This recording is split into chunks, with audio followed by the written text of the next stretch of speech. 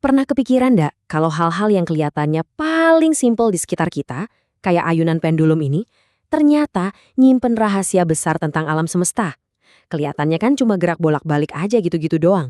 Tapi kalau kita lihat lebih dalam, perjalanan dari satu sisi ke sisi lain, dan terutama titik di tengah-tengahnya, itu punya cerita yang luar biasa loh, tentang keteraturan, kehancuran, dan bahkan kekacauan. Oke, coba deh kita pikirin bareng-bareng. Kita semua tahu kan titik tengah ayunan itu di mana, titik paling rendahnya. Tapi apa sih artinya itu secara fisika? Apa itu cuma titik diam, titik seimbang, atau jangan-jangan malah sesuatu yang jauh lebih aktif? Nah, buat jawab itu, kita bakal ngeliat 3 versi pendulum yang beda banget.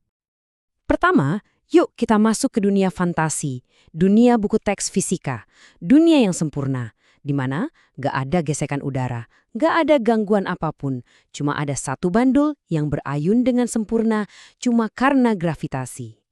Secara teknis, ini dia definisinya. Posisi keseimbangan, di titik ini energi potensialnya paling rendah dan gaya-gayanya saling meniadakan, jadi nol. Logikanya kita pasti mikir, oh ini titik istirahatnya. Tapi seperti yang bakal kita lihat, logika itu salah. Nah, lihat kutipan ini. Titik tengah ada dalam dinamika. Ini dia kuncinya. Walaupun gayanya nol, titik ini justru jadi pusat dari semua aksi. Disinilah pendulum melaju paling kencang. Semua energi potensial dari titik tertinggi ayunan udah berubah total jadi energi kinetik murni. Jadi ini bukan titik istirahat, ini tuh pusat tenaganya. Dan di dunia ideal ini, gerakannya ngebentuk pola yang super indah dan bisa ditebak. Gelombang sinus yang sempurna. Setiap ayunan itu persis sama kayak ayunan sebelumnya, ngulang terus-menerus dalam harmoni yang sempurna. Inilah yang kita kenal sebagai gerak harmonik sederhana. Jadi, poin paling pentingnya gini. Dalam kondisi ideal, waktu yang dibutuhin buat sekali bolak-balik atau periode itu selalu sama. Gak peduli seberapa lebar ayunannya. Sifat ajaib yang disebut isokronisme inilah yang jadi dasar pembuatan jam pendulum yang akurat selama ratusan tahun. Titik tengah itu ibarat detak jantung dari ketepatan waktu. Tapi, ya tentu aja, kita nggak hidup di dunia buku teks kan? Di dunia nyata, ada satu kekuatan yang nggak bisa kita hindari, gesekan. Dan gesekan ini mengubah segalanya, terutama nasib si titik tengah. Di dunia nyata, grafiknya jadi beda banget. Bukannya berayun selamanya, pendulum kehilangan energi setiap kali berayun dan akhirnya berhenti. Titik tengah bukan lagi panggung dansa yang abadi, tapi jadi garis finish. Dan cara pendulum sampai ke garis finish itu bisa beda-beda, tergantung seberapa kuat gesekannya.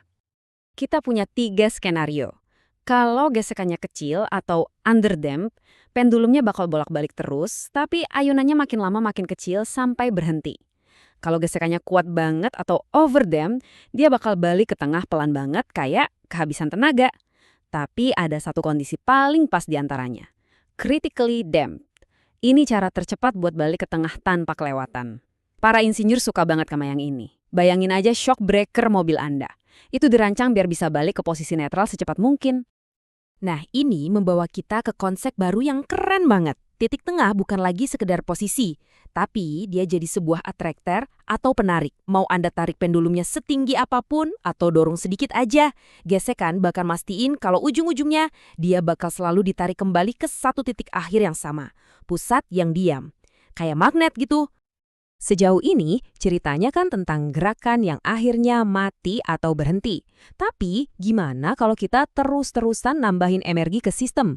Gimana kalau kita dorong terus pendulumnya, kita lawan keinginan alaminya buat berhenti? Nah, disinilah semuanya jadi bener-bener aneh. Selamat datang di model ketiga dan terakhir kita. Pendulum yang gak cuma kena gesekan, tapi juga didorong terus-menerus sama kekuatan dari luar. Kalau kita dorong dengan lembut dan berirama, sistemnya bakal nemuin keseimbangan baru. Setelah goyang-goyang sebentar di awal, dia bakal masuk ke pola ayunan yang stabil dan bisa ditebak, yang ditenagai sama dorongan kita. Sekali lagi, kita nemuin keteraturan. Tapi, coba kita naikin kekuatan dorongannya. Sedikit lebih kuat, terus sedikit lebih kuat lagi. Tiba-tiba, pola yang rapi dan bisa ditebak tadi hancur. Tarian yang tadinya anggun berubah jadi gerakan acak yang gak jelas. Perbedaannya tuh drastis banget. Di kiri kita lihat keteraturan yang bikin tenang dari dorongan yang lemah. Di kanan kekacauan liar yang sama sekali nggak bisa ditebak dari dorongan yang kuat. Padahal aturan fisika yang berlaku buat keduanya sama persis loh, tapi kelakuannya bisa beda total. Inilah inti dari kaos atau kekacauan. Sistem ini sepenuhnya deterministik. Artinya, kita tahu semua aturannya, tapi perilakunya nggak bisa diprediksi untuk jangka panjang. Beda super kecil aja di posisi awalnya bisa bikin hasilnya beda banget nanti. Dua pendulum yang startnya hampir identik bisa punya nasib yang beda total. Gerakannya nggak pernah ngulang lagi. Jadi, apa ini artinya semua harapan hilang? Apa sistemnya jadi benar-benar acak? Apa konsep titik tengah jadi nggak ada artinya lagi? Ternyata, nggak juga. Masih ada satu lapisan keteraturan terakhir yang justru tersembunyi di dalam kekacauan itu sendiri. Buat nemuin polanya, kita harus pakai kacamata yang berbeda. Bukan lagi cuma ngelihat posisi dari waktu ke waktu, tapi kita petakan kecepatan lawan posisinya secara bersamaan. Ini namanya ruang fase. Awalnya, pas kita lihat, hasilnya kayak benang kusut yang super berantakan, kayak nggak ada strukturnya sama sekali. Tapi, gimana kalau kita ngintipnya pakai cara cerdik?